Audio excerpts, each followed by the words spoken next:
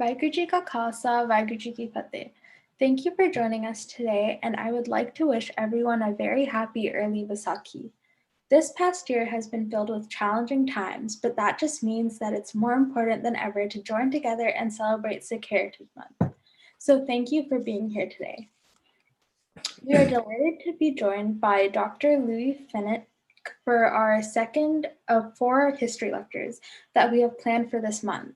Fenech is a historian whose research interests rest solely within the field of Sikh studies. Author of multiple books and articles on Sikh history. His latest book, The Cherished Five in Sikh History, offers a critical look at the history of Panj Pyare and may be purchased through the Oxford University Press website. Today's event in celebration of Vaisakhi will be on the Panj Pyare. We will be taking questions at the end in about 45 minutes, so please type any questions you may have throughout the presentation in the Q&A box, or feel free to raise your hand and open your mic at the end and ask your question verbally if you prefer. Thank you so much. I'll hand it over to Dr. Fenech. Wow. Okay. Well, excuse me, everybody. I'm quite delighted to be with you today.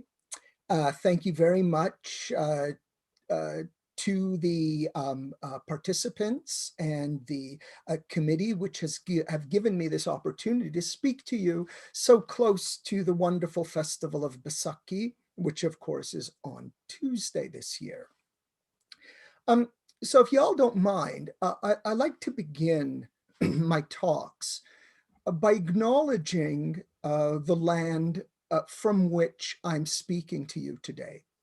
I'd like to begin, in other words, by acknowledging that the land from which I'm today speaking is the seized territory of the Iowa, Sauk, and Meskwaki, the Wahpeton and the Sioux people. I'd like to honor the elders of these people, both past and present. Now, I think it's especially fitting to enunciate such acknowledgements given the subject about which we'll be speaking today, the Panj Pyare, a group which is deeply connected to the life of the 10th Sikh Guru, Guru Gobind Singh. And as we all know, Guru Gobind Singh was a man whose commitment to justice, to social justice in particular, was very well known, a man who fought injustice at every turn. And statements like these are justified as they can be easily extracted from contemporary 17th and 18th century literature. The acknowledgements I just expressed recognize a great injustice, and it's one against which our Guru would have acted, especially as the 10th Guru himself was also a man whose own territory was seized unjustly and who was killed while attempting to seek justice for that crime. Today, we can be sure that Guru Gobind Singh would be standing alongside the other 9 Sikh Gurus on what will surely be the right side of history, marching alongside those committed to justice, arguing for the removal of any memorial that advocates on behalf of the great injustices of our day: racism, slaving, oppression, authoritarianism. Within the great narratives of the Khalsa's history, the commitment to justice is everywhere. It's ubiquitous. At the heart of this organization committed to justice, within the modern Sikh imaginary, is the very institution about which my book deals and about which I will be speaking to you today: the cherished 5, the most treasured 5, the Panj Pyare. Well, thank you for that, everyone. I think it's important we acknowledge the history all around us, even for me here within Iowa. So I guess the best way to begin talking about what I've done here, that is my latest book, which focuses on the history of the institution of the Panj Pyare, is to try and walk through why I chose this topic. Now, perhaps one of the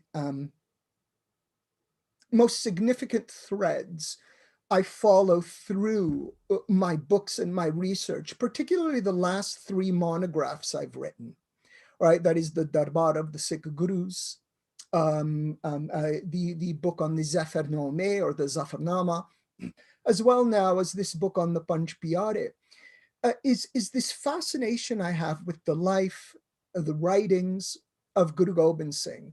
In a way, I like to think that these 3 books form something of a trilogy as I try and attempt to understand the history of Guru Gobind Singh and some of the actions in which he engaged, how Guru Gobind Singh understood the world around him and how he reacted to the world around him.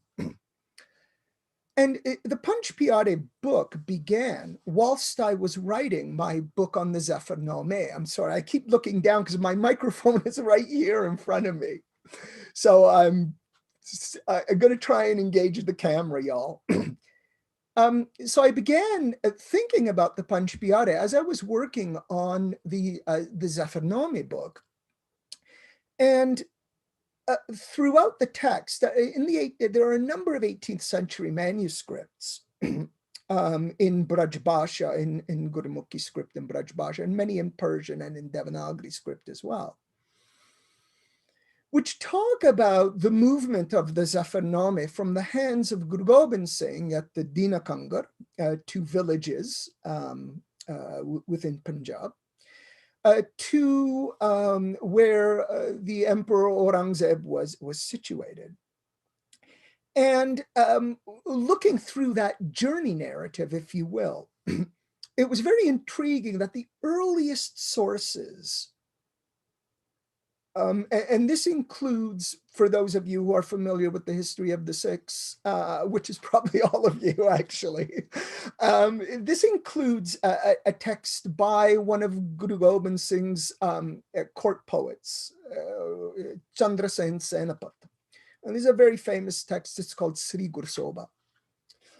And Sri Gursoba speaks of Guruji writing the Zafarnameh and putting it in the capable hands of one Sikh, of one of his, the earliest Sikh to have taken Amrit, apparently from the hands of Guru Gobind Singh on Baisakhi Day in 1699. And that's a Daya Singh, Bhai Daya Singh. And in Sri Gursoba, only Daya Singh took the Zafarnameh to Aurangzeb and went into the presence of Aurangzeb and gave him the letter of Guruji. But as we progress through the 18th century, more Sikhs are added to that roster. So by about the mid-18th century, Daya Singh, no, maybe I'm a little, could be later than that, I beg your pardon. Daya Singh is then accompanied by another Sikh, another one of what would become the Panj Pyare, is Dharam Singh. Bhai Dharam Singh would accompany Daya Singh. And then when we get to the 18th century, I beg your pardon, late 18th century, early 19th century, we find, now this is not, as far as I know, recorded in any printed Sikh source with which I'm familiar, but certainly the manuscript evidence is there.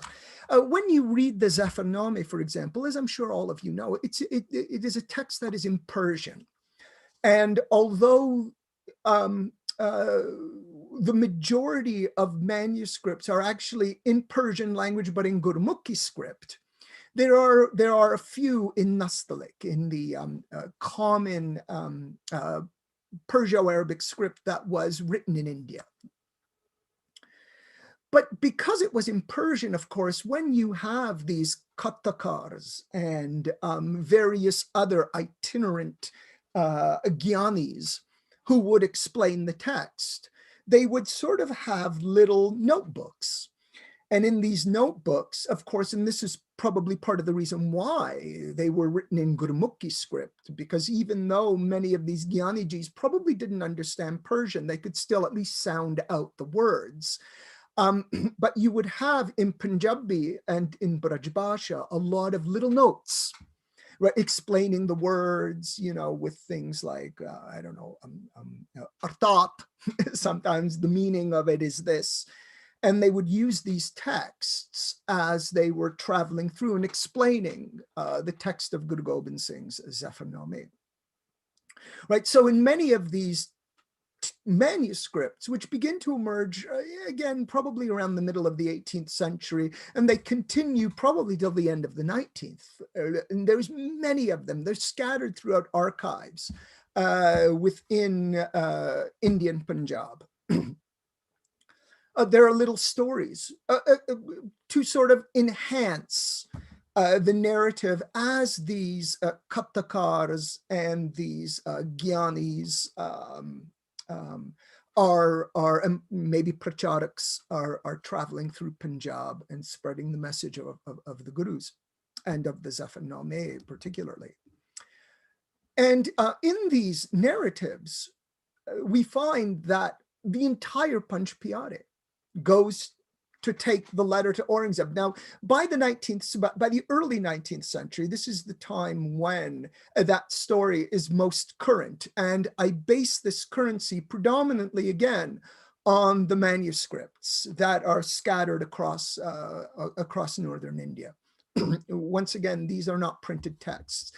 These would be called a Zafarname Bore, according to or pertaining to Guru Gobind Singh's letter of victory. But they would have all five Sikhs, all five of the Panj Pyare, or what would become the Panj Pyare, traveling with this letter in hand. Now, of course, the traditional history of the Sikhs tells us very clearly that 3 of the Pyare died during the Battle of Chamkor. Okay.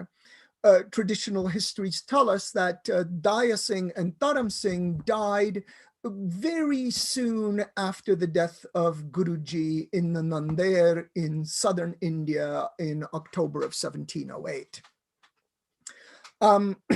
So this was fascinating to me. And I thought to myself, I want to explore a little bit of the history of the Panj Pyare. Right? Now, as I began exploring, though, I was really hard-pressed to find any evidence of the existence of the Panj Pyare. One would think, weaned on the stories of traditional Sikh history, that the Panj Pyare played a very important role. There are hints to the Panj Pyare scattered, for example, throughout the Rahit literature of the 18th century. We hear much, particularly of Daya Singh, right? And so as we read through 18th and 19th century texts, again, given the importance of today's Panj Pyare, we would expect that the Panj Pyare would pop up, in important places within the historical narratives of the Sikhs. But surprisingly, they don't. At least not the ones with which I'm familiar. And excuse me, I think I'm familiar with them all, honestly.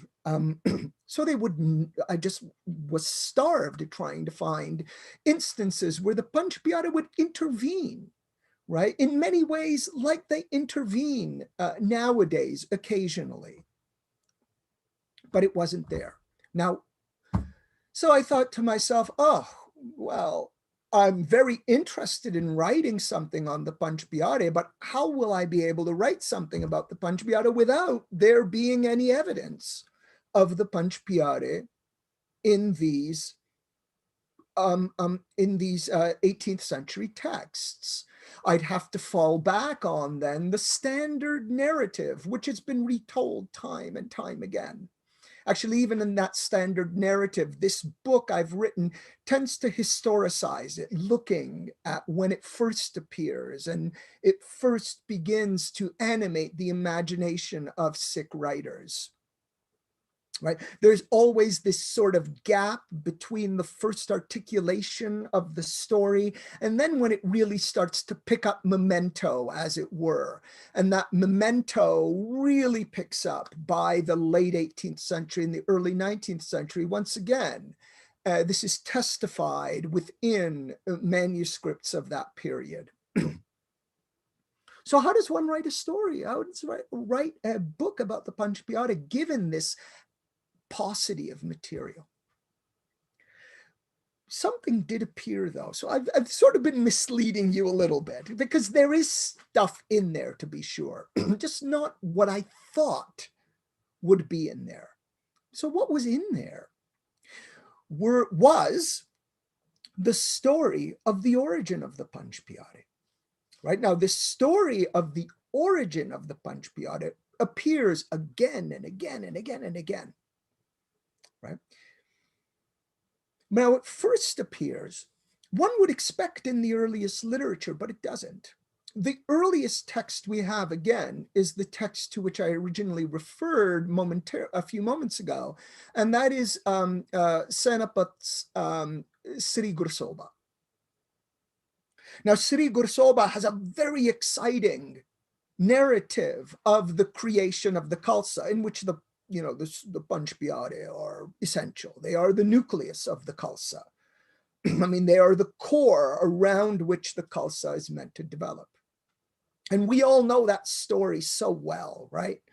The story that Guru Gobind Singh, the Baisakhi, first day of Basak, the first day of the month of Basak in 1699 or 1756 somewhat in the Indian calendar, or the Vikramaditya calendar, that he summons his Sikhs to celebrate Baisakhi, which was quite common in the 18th century.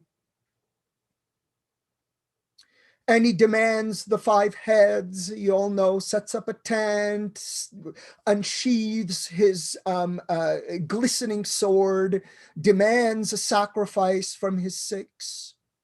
The first one is Daya Singh, who puts his palms together and reverently bows before Guruji and says, "Your servant is here, my master.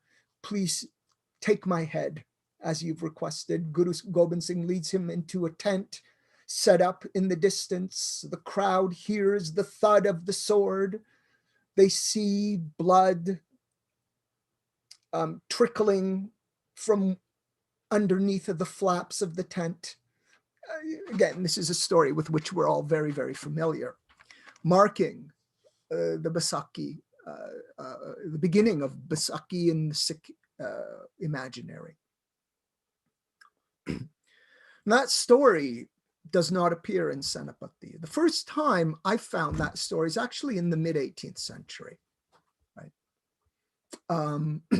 Of course, the original deals with goats, and then later it gets somewhat sanitized, for lack of a better way of explaining it. We find later iterations which highlight the divine power of Guru Gobind Singh, that it's not goats who were killed, but rather that Guruji actually did sever the heads of these men, and through the power of God, of Akal Purakh, of Sarab Lo, they were brought back to life. That's a much later story.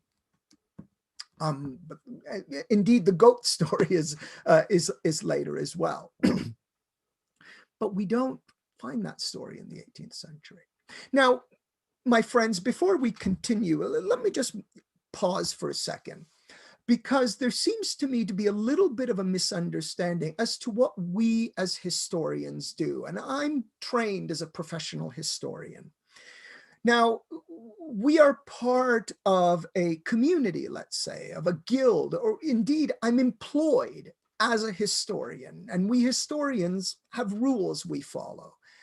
And we rely on evidence. We rely on narratives, on buildings, on texts, on oral traditions, which we ultimately transform into evidence, which is then in turn transformed into a narrative we string together. So when I say the evidence does not support the traditional story, this doesn't mean the story is wrong, because evidence is very partial, right? And the job of the historian is to select things as evidence and weave them together as a narrative. So as I've said many times before, I don't deal in the truth. I don't contest the truth of Sikh tradition. I simply provide an interpretation based on the evidence. So what I say, even though it may be critical of the traditional narrative, in no way invalidates that traditional narrative, right?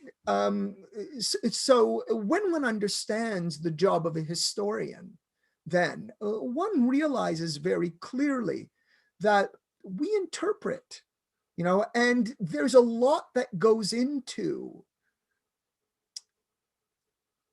the lens through which I interpret that evidence, which is ultimately me. right? And so my training as a historian within a particular framework of knowledge, these are things to which I have to make you privy in order to ensure that I'm not doing something I'm not trying to do.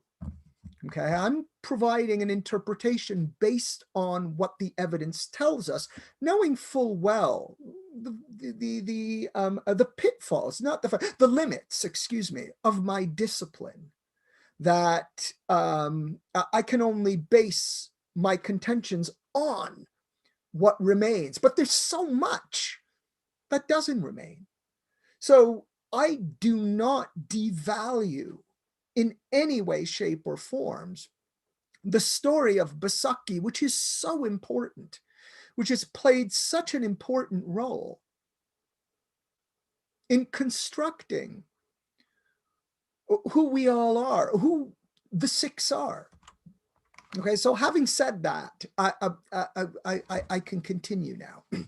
So the evidence for the Panj Pyare is simply not there. When do we first hear of the Panj Pyare? And I want to make, sorry, just getting comfy here. I want to make clear, again, a few other things. My book deals with the construct of the Panj Pyare. I look at the image of the Panj Pyare, not the image of the 5 individuals who made it up. So my dear friends, if you are looking for a history of Daya Singh or of Dharam Singh or Himmat Singh or Muqam Singh, right, this is not the place to be. Right? I look at the construct, which is the Panj Pyare.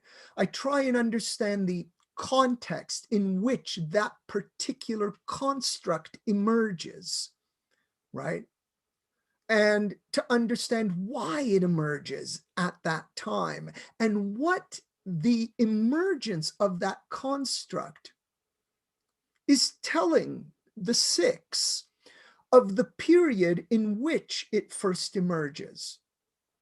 And so, of course, I think it's very important to keep this in mind, because this may allow us, of course, to recognize, or at least in the way that it's implemented today, that the particular castes, the particular genders involved in the Panj Pyare aren't as important in this period as the idea of a singular unit known as the Panj Pyare. All right. And this, I think, opens it up, especially to the modern day, where we have discussions. Can women be Panj Pyare? Of course women can be Panj Pyare. Of course they can be Panj Pyare. Any Sikh who, at least according to the Sikh Maryada, who is, I can't remember, I think they say Tiyar Bar Tiyar Singh. Let's just translate that loosely as a Sikh in good standing for now, shall we? Any Sikh, regardless of the group to which they belong, regardless of their gender, right? Any Sikh can be a member of the Panj Pyare. It's worked into the very history of the Panj Pyare. But anyway, I get so carried away because I love speaking, about the Panj Pyare and Guru Gobind Singh. But what was repeated in all of these sources from the mid-18th century onwards is the origin story of the Panj Pyare, that one we know so well. Every text, let me just make sure I get this right. Almost every text from about the 1750s onwards tells us this story. So then I began to look at the story of the Panj Pyare in all of these sources. Well, what are the names of the Panj Pyare? What are the names of the Panj Pyare in these stories? What order do they stand up and bring their palms together as they petition Guru Gobind Singh to allow them to volunteer their heads to their master, right? And so on. And you find little differences throughout. So my book looks at those subtle little differences. Who is first? Now, not surprisingly, the figure who is always the first to appear before Guruji to offer his head is Daya Singh. Always Daya Singh. I've never seen it differently, at least since the origin story began. So why could this be? Well, Daya Singh is associated with one of the most predominant, with one of the most important cities of the Mughal Empire, that is Lahore, of course. This is an interesting point I'll bring up in a moment. Okay, so Daya Singh is always first, he's Lahore. And of course, at least for within the 18th century, Daya Singh is a Khatri, like our gurus were all Khatris. Yes, I'm very well aware of Sikh teachings focusing on the uselessness of caste, but I'm speaking of the 18th century and trying to understand why Daya Singh sort of takes this. It is a predominant position, but let me underscore that it is a first amongst equals. All five of the Pyare are equal. It's just Daya Singh appears as the foremost in all of the texts. And this could have something to do, of course, with the fact that he was an intimate devotee of Guru Gobind Singh. Daya Singh, prior to the 1750s, in many accounts, has a spotlight shone on him. We see Daya Singh, and almost an entire chapter is dedicated to Daya Singh in Sri Guru Sobha, if I remember correctly. Well, I don't. I could be the 11th chapter. Not that it matters. Daya Singh has a Rehnama associated with him as well, as does his companion Dharam Singh, although Dharam Singh's Rehnama is, a lot later. It's a late 18th, early 19th century product. Okay. So we find then that the story changes, but it changes in subtle ways that even when I began writing this, I would miss. So for example, Dharam Singh, I'm sure you're all thinking immediately, well, Dharam Singh was the second of the Pyare, and you would be right, except not in the 18th century. Dharam Singh consistently was the fourth Pyare, right? You can see how one would miss this occasionally. Okay, some of the Pyare have different names in these manuscripts. Now, what's really important is that the names are often synonyms of one another. Okay, I'm trying to think. With one of the Pyare was named Nihachal Singh in 18th century texts. It could have been Mokam Singh, I think. Now that, of course, tells you immediately something. For a historian such as myself, that's very much a red flag. And what it suggests is that the quality that the name represents is more important than the individual who has that name, right?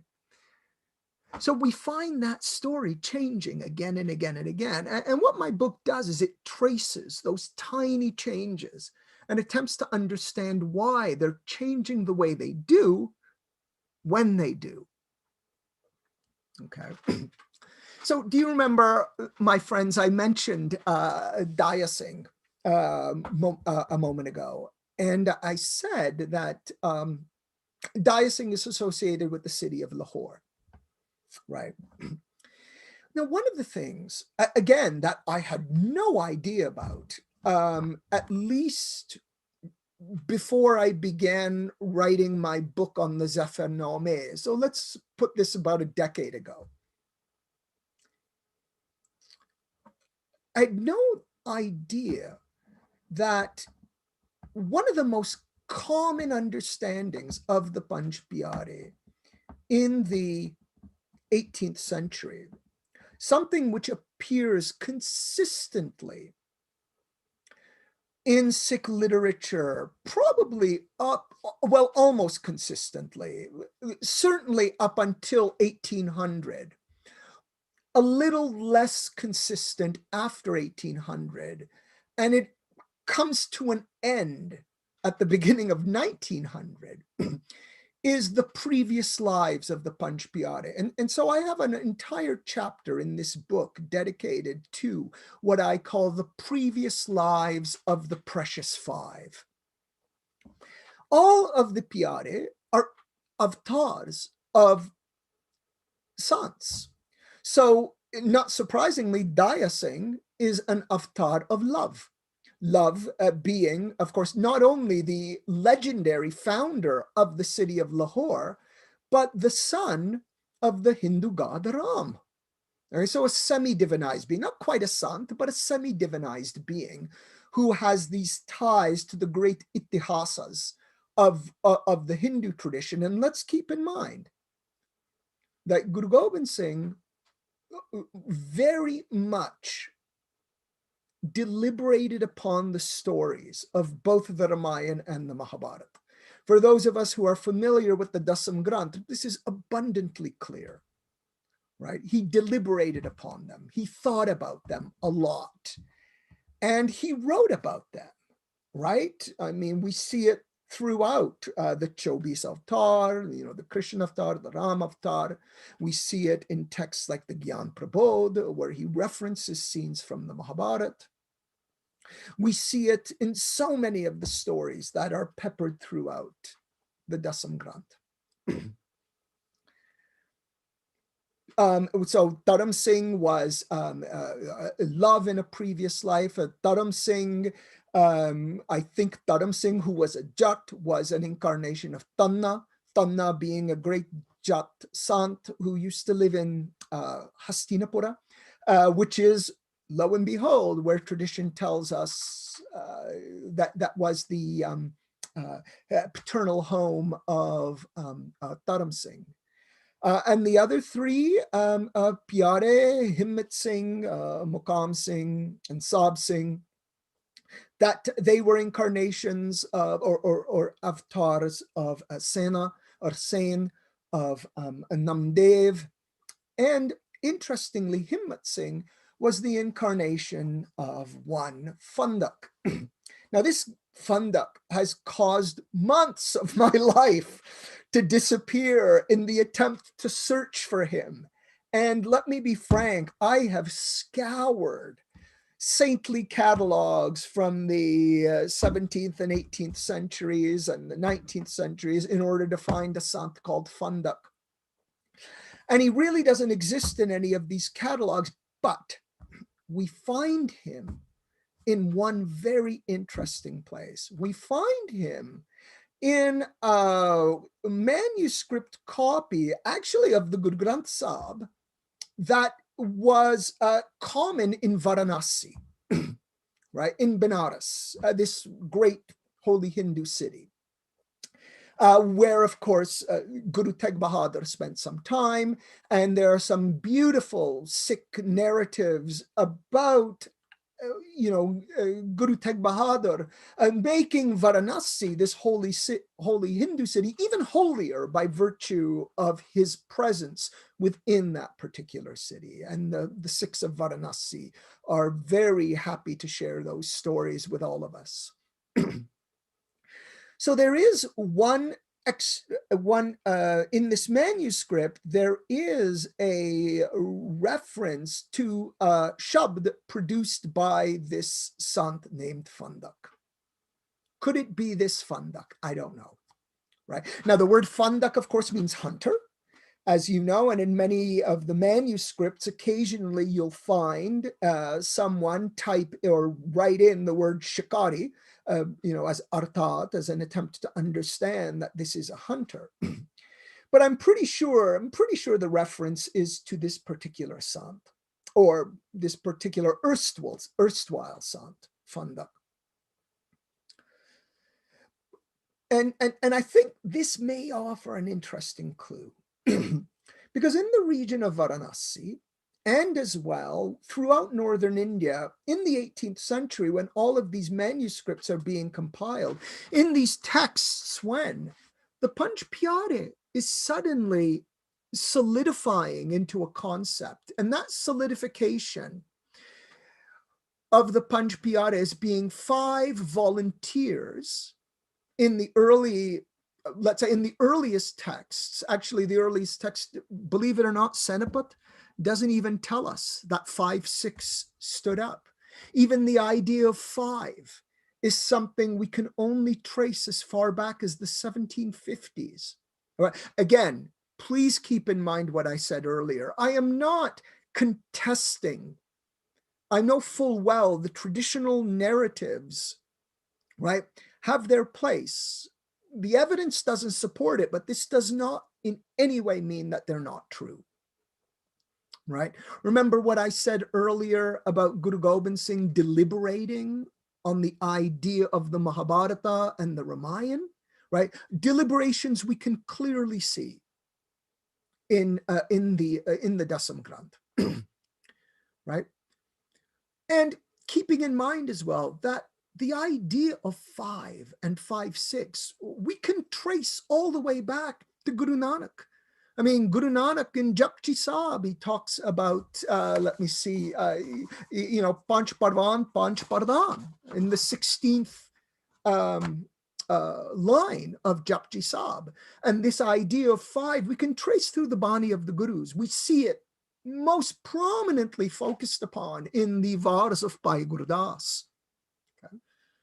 So it would not surprise me at all that Guru Gobind Singh had stopped his volunteers when the 5th one had approached him. But the textual evidence does not support that contention. It doesn't mean it didn't happen. It just means the textual evidence doesn't support it. The first time we have 5, 6 is again in the 1750s. Now, I tend to think that, again, those deliberations, right, have something to do with the Mahabharata. I think the Panj Pyare are sort of, at least in the minds of later Sikhs, and even Guruji himself, may have been an attempt to sort of update, the 5 Pandavas we have in the Mahabharata. And so, of course, I just don't pull that out of the air. The textual evidence that I've examined sort of drops a lot of hints about the 5 and the Pandavas, right? And indeed, by the time we get to Suraj Prakash, and I'm sure our good friend Jwala Singh will have something to say about this. If many of you don't hear his glorious podcast, the Suraj podcast, you definitely should, where he very lucidly explains passages from Santokh Singh's magnum opus of 1843. But in Suraj Prakash, Santokh Singh makes this association between the Pandavas and the Panch Pyare very, very clear. Okay.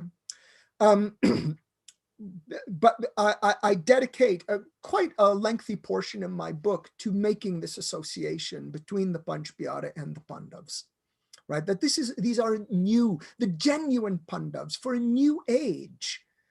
But certainly, although I'm not entirely sure that Guru Gobind Singh did this, certainly by the time we get to the mid-18th century, Sikh authors are trying to make that association. Okay, so then why? Again, I'm sorry, I'm going in so many directions at once. So the Panch Pyare, we first hear of 5, 6 in the 1750s, but they're not called a Panch Pyare yet. this is the idea of a Panj Pyare. And again, please bear in mind the difference I am articulating between the institution of the Panj Pyare and the 5 men who first stand up. The first 5 men who stand up, or the first 5 human beings, let's say, who stand up for our Guru, right? This is recognized as early as the 1750s.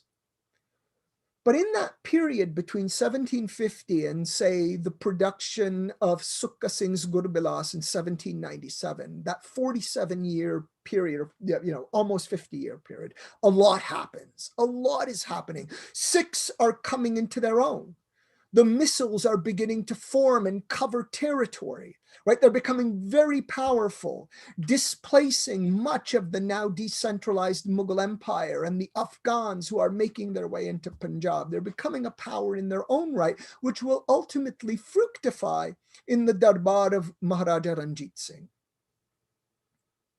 Okay.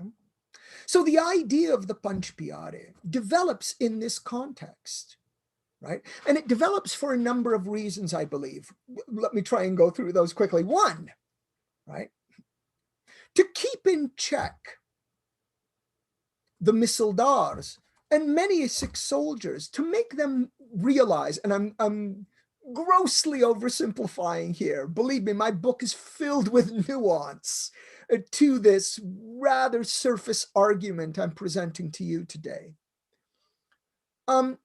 To sort of keep them in check, to remind them of the teachings of our gurus, and to ensure they realize that no individual should stand above another, right?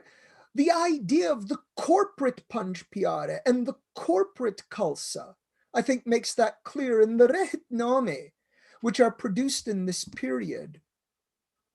Endeavor to advocate on behalf of a similar idea. Also, one needs to keep in mind that in those 50 years, Northern India is, traveling throughout the highways and bylanes of Northern India are large numbers of ascetics, of sadhus, sannyasis, bairagis, and people of that nature. And they're organized, like, the Dadu Pantis, Ramanandis, Gosains, there's quite a few of them. And a number of them, and this some of you may find surprising, were organized into groups which they referred to as Khalsa. I had been, reared on the idea that the Khalsa of Guru Gobind Singh was unique. Indeed, it is unique, right? But there were other groups, perhaps based on the archetype presented by Guruji, who used this idea as gathering. And I have a feeling that authors of 18th century literature sort of really put emphasis on this idea of Panj Pyare in order to ensure that the Sikh Khalsa stood head and shoulders above all of these other Khalsas, as a way to ensure that the Sikh Khalsa would in no way be likened to the types of activities in which these other Khalsa groups engaged, right? Activities like money lending, for example, taking advantage of the sort of, the tumultuousness, which was quite commonplace in Northern India in the second half of the 18th century. Right? And so I think all of these reasons play an important role in the formation of the Panj Pyare. Okay. Now, of course, there is something I would sort of like, yes, one thing I didn't explain to you all, my friends, is, well, why is it then, right, that in the late 18th century, mid to late 18th century, the Panj Pyare are always identified with these earlier sants, and we don't hear about it today? I mean, I would be hard-pressed, right, to hear any Kathakar speak about the Panj Pyare's previous lives. So what happens? Why does it fall out of vogue, as it were? Well, it falls out of vogue in large part because of the coming into power of the Sikhs, right? Do you recall I mentioned to you that really the Panj Pyare as a construct, as a reified construct, an identifiable unit, right, emerges in the text of Sukha Singh, which is produced in 1797. So what happens in that period? Well, Sikhs are powerful. They're powerful in that period. The competition, as it were, with other Khalsas and other groups is lightening up, so to speak. And moreover, the Panj Pyare as a unit, right, starts to take precedence in this period. So its individuality, as it were, starts to, get gently pushed to the margins. When we get to a glorious text like Ratan Singh Pangu's Gurpant Prakash, there's some controversy about Gurpant Prakash's dating. I'm very much of the opinion that it was written earlier than 1841, which is the date given to it by Veer Singh. I think it was written around the second decade, during the second decade, from 1810 to 1819, during that period of Sikh history. But that notwithstanding, Ratan Singh Pangu doesn't mention these karmic associations at all, right? And again, I think it has everything to do with the context in which Sikhs find themselves when those associations are beginning to die out. Okay. And what Ratan Singh Pangu focuses upon, of course, is Shahidi, right? When you read Gurpant Prakash, if there is a work that proclaims the glory of martyrdom in Sikh tradition more than Ratan Singh Pangu, I would like to see it. To be honest with you, this text, really elevates that to a position we have not seen, that we had hitherto not seen in Sikh tradition. So the Panj Pyare evolves as this construct for so many reasons, and the Panj Pyare today, right? I'm of the opinion it's certainly going to continue to evolve, right? As I said, when we focus on it as a unit, as a construct, this opens up the Panj Pyare to Sikhs of all castes. And I know, of course, it originates because there are all castes represented within the traditional story of the Panj Pyare, the Khatri, the Jat, the low caste, the Chimpas,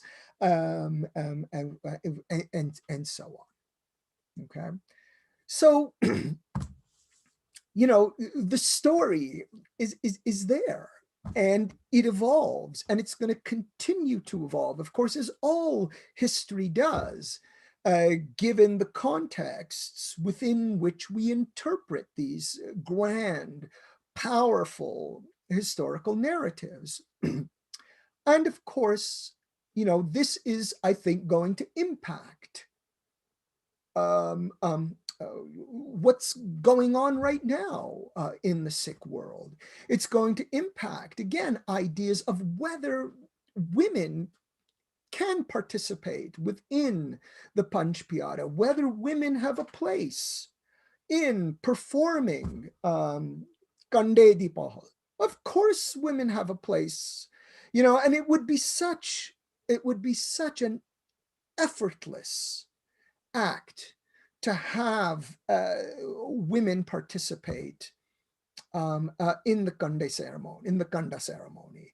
Indeed, one of the surprising things I discovered is when we first hear of the 5 Sikhs and their individual identities, that is to say, Dharam, Daya, Sab, Mokam, Himmat, all of which are very important characteristics, right? Daya is compassion, himmat is courage, sab is mastery, and so on.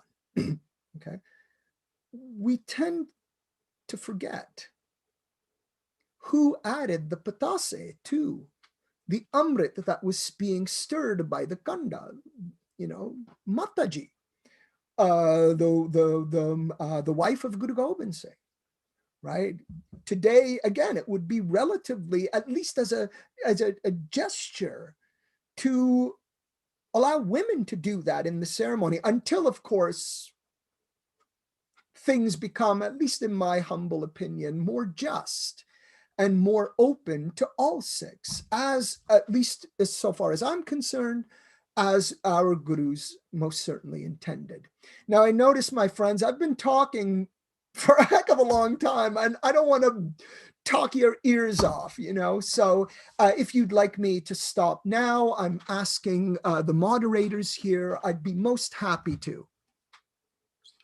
This is your moment to chime in, my friends.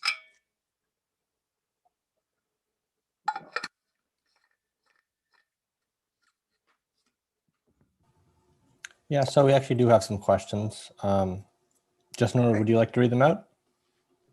Yeah, sure. I'll start getting them out.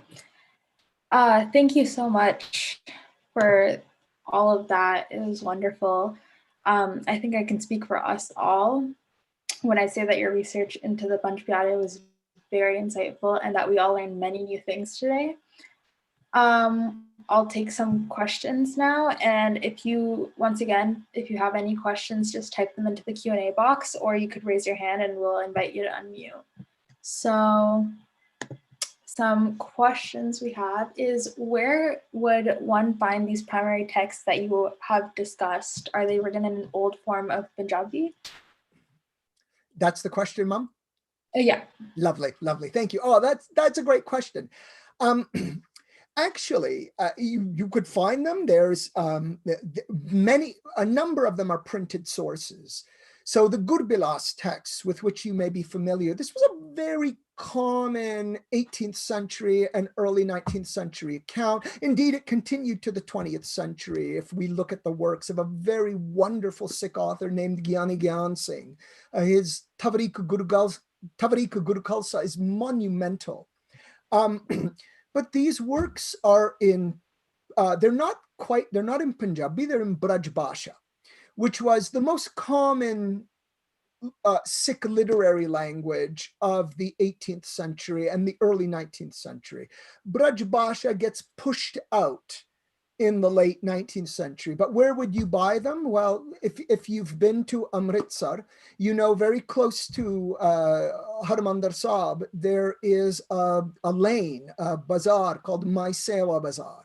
And there are a number of wonderful bookstores there. Singh brothers, I think it's Charan Singh or Charanjit Singh also. These are wonderful bookstores, and you can purchase all of those texts there. Some of them are online, and you can download PDFs online. I think Sikh Book Club is one. But many of the texts upon which I relied are housed in archives. They are housed in Khalsa College, which again is in Amritsar, in the Bhai Gurdas Library at Guru Nanak Dev University. They are at the university, that Punjabi University in Patiala, Punjab University in Chandigarh. There is the Bhasha Vibhag, the language department, which is, I'm trying to remember, which is, there are branches, I think, in Punjab, in Patiala, in Chandigarh, and in Amritsar. So they're scattered all over the place. Also, it would be folly not to mention the Punjab Digital Library, which is online. The Punjab Digital Library is an extraordinary source for manuscripts, at least at this point, that they've digitized and put online. There are two types of membership. Thank you very much for putting that up, my friends. There are two types of membership. Paying membership, if I remember correctly, it's like $25. It's dirt cheap. And you have access, and you can print pages from these manuscripts.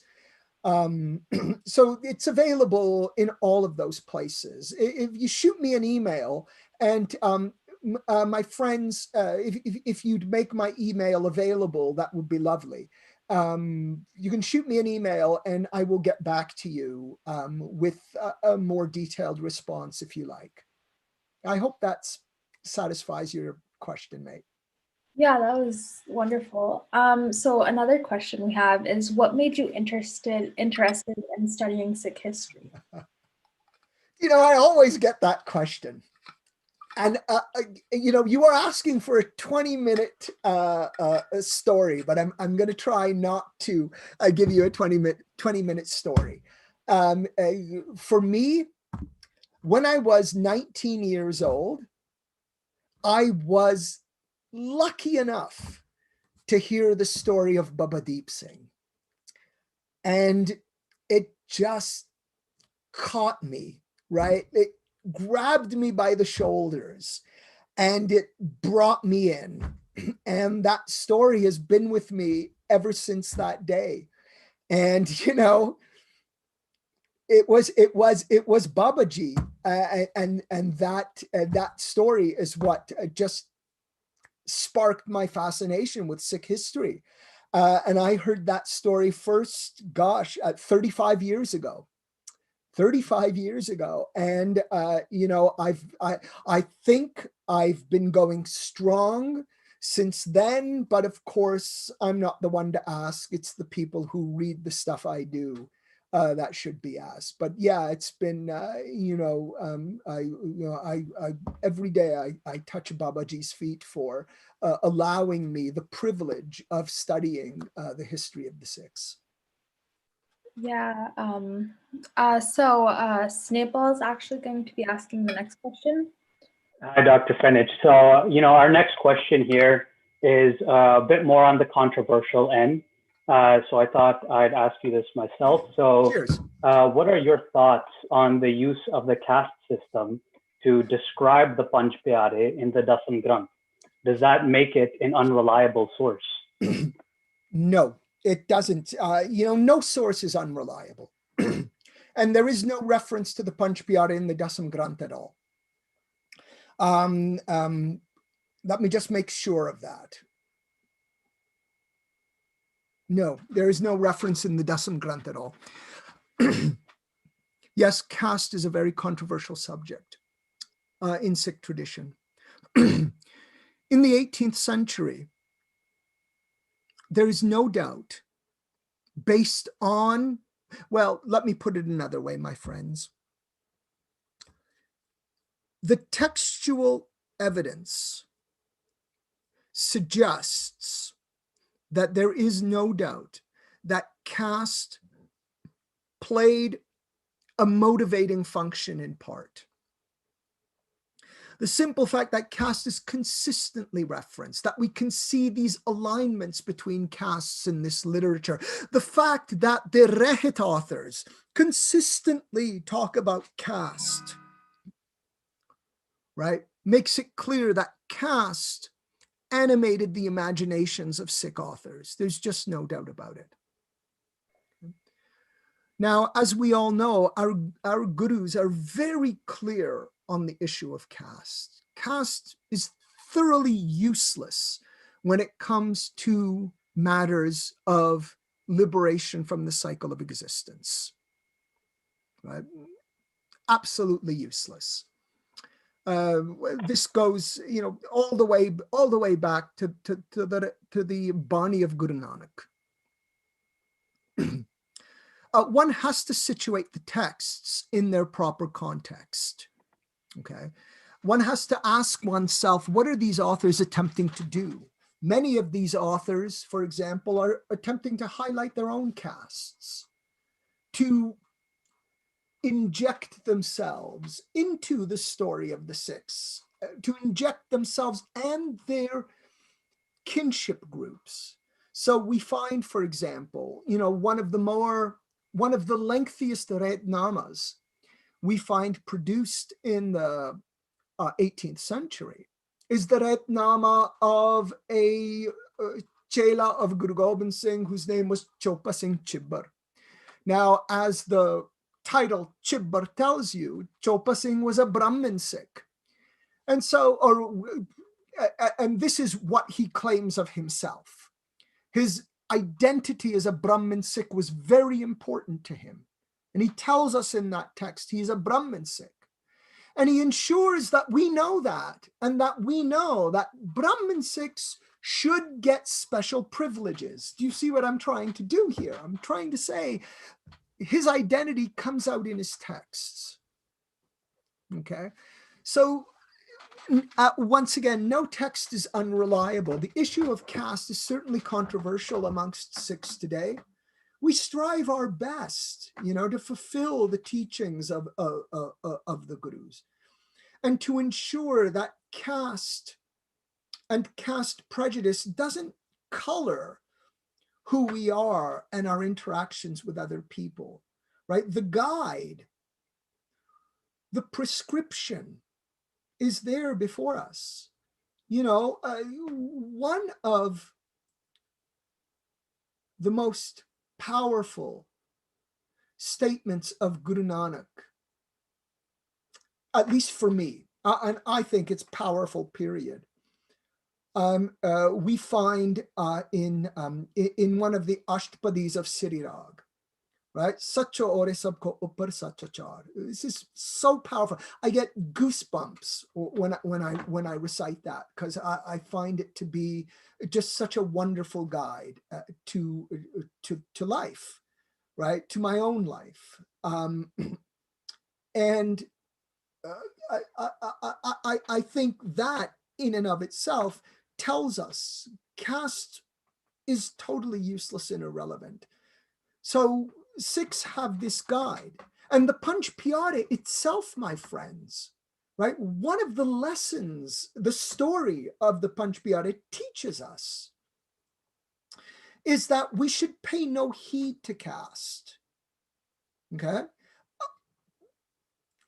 Sikhs are all one caste, right? And by so saying that, right, which are statements that go back to our gurus, which we find in the Varas of Bhai Gurdas, right? When Gurdas speaks of Pan, right? You put this and that and this, you mix it all together, everything takes on the reddish color of Pan. Okay. The Panj Pyare is, excuse me, like that Pan. You have high caste, mid caste, low caste, you mix them all together, and then you get one caste.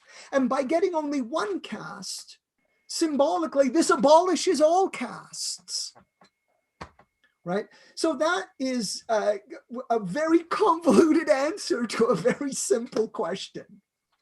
I hope it satisfies. No, that's very well said, Dr. Fenech. Thank you for that. I think we can all kind of take something away from that. So we have a few more questions here in the chat. So another one is, what is the significance of the 5? It seems the number 5 is very significant in Indic religions. Can you maybe shed some light on that? Well, the number 5 is significant in India, but nowhere, I think, more so than the 6. I mean, we find the 5 popping up everywhere. Of course, we have the 5 Pandavas. We have the 5 first disciples of the Buddha, to whom the Buddha recited his Dhammacakka Pavatta Suttam, right? His sermon on the turning of the wheel of Dharam. 5 is scattered throughout the history of northern India. It was just and it was certainly something Guru Nanak spoke about too. How many times does Guru Nanak use Panch in his Bani? Now, I know he uses it a lot to talk about 5, but we have 5 this and 5 that, and 5 things become so commonplace in the Bani of the Gurus that sometimes the Gurus will simply write the five. And of course, readers would know they're talking about the five ills, for example, or the five whatever. We have the five, the Panch Kakar, the 5 Ks. So this is just a very common number that goes back thousands of years before the Gurus. Okay. Guru Nanak certainly picks up on it in Japji Sahib, from Japji Sahib 16, as I told you, right? The word Panch does mean five, but also even in the way we use it today, when we speak Punjabi, we can be talking about simply one member of the Panchayat, which plays an important role even today in Punjabi politics, as I'm sure all of you know, right? So 5 is this special number. You know, we historians, whenever we find special numbers, we always, a light goes off in our head, right? Because, you know, again, we find then, so for example, with 5 becomes special, okay? Guru Nanak picks up on it. Gurdas, certainly, he makes of 5 something very significant. I mean, the emphasis on 5 in the Varas of Bhai Gurdas is there for all of us to see, right? Where he says, where we have 1, there is a Sikh. Where we have 2, there is a Sangat. Where we have 5, that, my friends, is the company of Akal. That is the company of Waheguru. So yeah, so it's very special, and it would not surprise me at all, based on that specialness that we find throughout the Bani of the Gurus and the Varas of Bhai Gurdas. It wouldn't surprise me if Guru Gobind Singh did indeed stop when we had 5 volunteers. You know? So that's why 5. Simply put, why 5? Because 5. Because yes, absolutely. It was special. Yeah, very well said. Thank you for that. So another question we have here is, how do you cope with Sikhs who aren't able to digest your academic perspectives, or who can't really agree with that perspective? Well, I have to say very easily. This has never been a matter to me, because you know, I come to Sikh tradition with great love and enthusiasm, and I thoroughly understand our situations. You know, and this is why I always make sure people are aware of my own positioning. You know, and if I may for a moment, there is also a sort of inherent in that question is the idea of authenticity. Because I mean, you look at me. I mean, I'm not a Sikh. I am, let me be blunt, I am a very privileged white man, right? Who does not have the life experience of a Sikh. What gives me the right to talk about this tradition, right? Like enjoying it to no end, knowing the languages, notwithstanding, what gives me the right without that lived experience? This is something I struggle with every day. I don't have an answer, honestly. I do my best. I understand that there are Sikhs who may find what I do, my critical approach, problematic. I sometimes find my critical approach problematic. As I said, I give an interpretation based, on the best I can do, given the way that I've been trained, being aware of all those things I told you, being aware of the fact that I'm trained in the liberal secular university, that the lens that is my personality, that is my academic personality, has been ground and polished by the values of the European Enlightenment, as well as with a deep love for the Punjab, if I can say so myself, excuse me.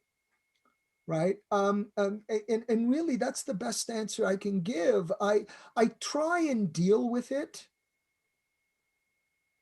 I don't know. I hope this sounds okay. With compassion, right?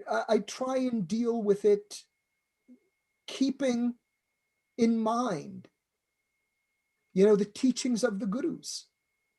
I know that sounds, given who I am, that may sound a little over the top, but it's true, man. That's how I deal with it. And I have never, ever had a problem. I think that may stem from my approach. I've never had a problem. I do my best, and I keep in mind who I am, what I'm trying to do, and to accord respect and dignity to Sikhs who may disagree with me. I'm sorry. Yeah, I thank know you. that's not a great answer, but. No, it's great. And I think, a lot of people can take some comfort knowing that there is someone who is taking a systematic approach to this kind of thing. And actually, this leads very well into our next question here. So this person says, thank you for this extremely interesting talk. Do you identify as a Sikh? It at least seems as though Sikh teachings impact your life very much. That's a good question. Yes, Sikh teachings and the teachings embedded within the traditional history of the Sikhs. I keep these two things parallel. Of course, they've intimately influenced one another, to be sure. But I am very well aware of the fact that, Sikh history plays a very important role in the construction of being Sikh and Sikhness. And it plays a very important role in who I am, right? So for example, in the deliberations we have at my university,